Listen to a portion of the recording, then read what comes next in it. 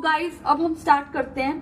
ठीक है, सबसे पहले हम पढ़ेंगे डेफिनेशन और उसका मीनिंग क्या है। अगर आपको डेफिनेशन और मीनिंग क्लियर होगा तभी आप आगे के कॉन्सेप्ट आपको हर तरीके से क्लियर होंगे। तो ऑर्गेनाइजेशनल बिहेवियर मैं आपको पूरा नहीं पढ़ाऊंगी, सिर्फ एक क्रक्स पढ़ाऊंगी जिससे आपको थोड़ा समझ आएगा। क्रक्स समझ आ गया तो सब कुछ समझ आ जाएगा आपको। तो यहां से हम स्टार्ट करते हैं। This study explain the relationship between people and organisation in term of individual, group and organisation and the entire system as a whole.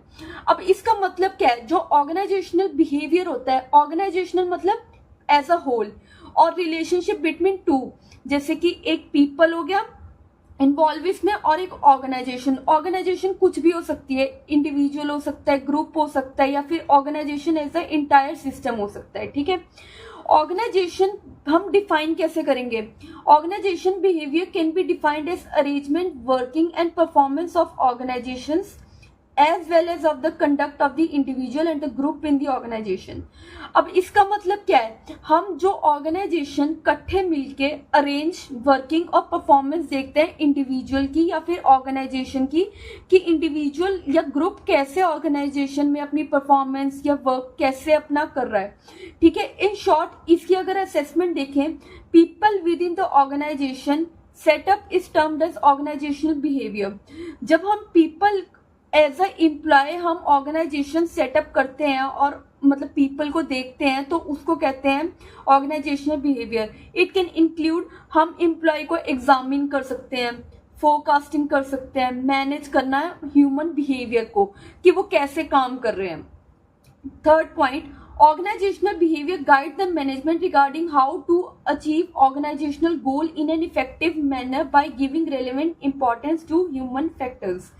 इसमें क्या है कि जो ऑर्गेनाइजेशनल बिहेवियर है, अलग अलग सबका डिफरेंट एक बिहेवियर होता है, तो वो गाइड करता है मैनेजमेंट को कि कैसे सबको इकट्ठे लेके गोल अचीव हो सकता है ऑर्गेनाइजेशन में इफेक्टिव वे से। ठीक है, वैसे इसमें डेफिनेशन तीन चार दी हुई हैं, बट हम एक डेफिनेशन करेंगे, आपको सफिशिएंट है। अगर आप पेपर में एक भी लिख के आ जाओगे तो वो आपको पूरे मार्क्स देंगे। जैसे according to Fred Luthans, organisational behaviour is the understanding, predicting and controlling human behaviour at work. अब इसका क्या मतलब है? जो हमने ऊपर पढ़ा है बस वो डेफिनेशन की फॉर्म में इन्होंने लिख दिया। ऑर्गेनाइजेशनल बिहेवियर क्या है?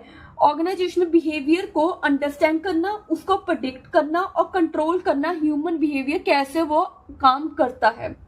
तो ये तो हो गया इसका मीनिंग और डेफिनेशन आज हमने कर लिया। अब हम नेक्स्ट टॉपिक करेंगे nature of the organisational behaviour.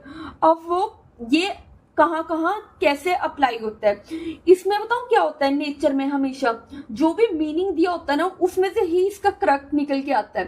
ठीक है, फर्स्ट पॉइंट हम देखते हैं, fundamental part of the management. ये एक इनर पार्ट होता है मैनेजमेंट का, जैसे साइंटिफिक स्टडी होती है कि how people behave in the organisation and help in improving the focus of the management towards the employ. इसमें ये पता चलता है कि कैसे जो पीपल हैं वो ऑर्गेनाइजेशन में बिहेव कर रहे हैं, कैसे इंप्रूव हो सकता है, और कैसे जो मैनेजमेंट है एम्प्लॉय को प्रोविजन दे सकती है, कैसे उनके लिए प्रोविजन क्रिएट कर सकती है। तो फर्स्ट पॉइंट तो ये हो गया, fundamental part of the management. ठीक है, सेकंड हम करते हैं मल्टी डिसिप्लिनरी अप्रोच। अब इसमें क्या होता है, जो ये ऑर्गेनाइजेशनल बिहेवियर है ये डिफरेंट डिसिप्लिनरी से मिलके बना है। इसका एक अलग टॉपिक है मल्टीडिसिप्लिनरी का, तो वो हम नेक्स्ट टॉपिक में करेंगे। ठीक है, अब जैसे मैं आपको थोड़ा सा ब्रीफ में बता देती हूँ कि जैसे ऑर्गेनाइजेशनल बिहेवियर है वो psychological foundation and several behaviour से बना है, सोशल साइंसेस से बना है। ठीक है, जैसे कि साइकोलॉजी हो गया कि कैसे किस जो बंदा है वो कैसी साइकोलॉजी से किस सिचुएशन में कैसे बिहेव करता है। सोशियोलॉजी सोसाइटी, एंथ्रोपोलॉजी मतलब कि नेचर इन काइंड होता है वो कैसे मतलब कि इन्वायरमेंट में करता है, ये हम सारा आगे करेंगे। ठीक है, थर्ड पॉइंट होता है नॉर्मेटिव स्टडी। अब नॉर्मेटिव स्टडी में क्या होता है कि जो ऑर्गेनाइजेशनल बिहेवियर है उसको नॉर्मेटिव साइंस क्यों कहा गया है? Because it help in applying the result of different studies in working of an organisation. ये जो इसके रिजल्ट्स होते हैं ये वर्किंग ऑफ द ऑर्गेनाइजेशन में अप्लाई हो सकते हैं। Science is only based on the true events जैसे आपको पता है, in such a way that it is compatible with the society, की सोसाइटी के साथ भी कंपेटेबल हो। Hence, individual and social acceptance is also key factor in working and decision making of the organization. जो organization है उसको individual को और social acceptance को साथ में लेकर चलना पड़ता है। तो उसको उसका वर्क इंडिविजुअल की वर्किंग देखना और सोशल एक्सेप्टेंस का डिसीजन मेकिंग ऑर्गेनाइजेशन को देखना पड़ता है। ठीक है, फोर्थ पॉइंट होता है साइंस एंड आर्ट। अब इसमें क्या होता है, दोनों इन्वॉल्व है, साइंस और आर्ट। कैसे कि जो ऑर्गेनाइजेशनल बिहेवियर है, अब ग्रुप है, ठीक है, वो साइंस कैसे है, साइंस आपको पता है कि it is based on the true events, facts, figures, ठीक है, because it involve utilisation of the scientific methods. And art क्यों है, क्योंकि क्वालिटीज होती है, सबका डिफरेंट मूड स्विंग्स होते हैं, ठीक है, because it deal with the behaviour of the individual, सबका अलग अलग बिहेवियर होता है ऑर्गेनाइजेशन में। अब फिफ्थ पॉइंट आता है humanistic and optimistic approach. Humanistic and optimistic approach क्या होता है, organisational behaviour teaches manager to apply humanistic approach towards the employ. Humanistic approach कैसे आया, ह्यूमन से, ये रिलेट कैसे करता है, ह्यूमन से वर्ड रिलेट करता है कि कैसे, मतलब कि जो ये इंपॉर्टेंट क्यों है, to meet the needs of the employ and motivate them. तो अब ह्यूमनिस्टिक अप्रोच कैसे हुई, क्योंकि जैसे देखो it emphasis on the fact that is important, कि ये एम्फोसाइज करता है कि जो एम्प्लॉय की नीड है या फिर उनको मोटिवेट करना, वो सारा मैनेजमेंट को देखना पड़ता है। तो ह्यूमनिस्टिक अप्रोच यहां से आया है। It also includes a positive work, अगर मोटिवेट होंगे तो पॉजिटिव वर्क अप्रोच भी होगा उनका ऑर्गेनाइजेशन में, जिससे कि उनकी जो stressing on inborn quality like being independent, innovative, वो अच्छे से काम करेंगे, predictive and capable of giving positive input to the organisation. ठीक है, तो अभी तक हमने 5 करे हैं, तो मैं आपको एक बारी 5 बता देती हूँ।